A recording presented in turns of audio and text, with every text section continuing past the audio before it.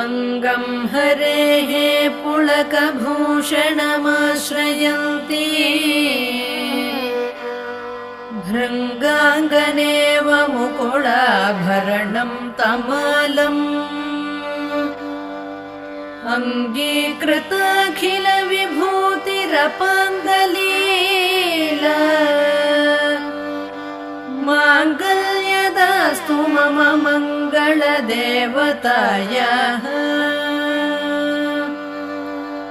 मुग्धा मुहुर्विदधति वदने मुरारेः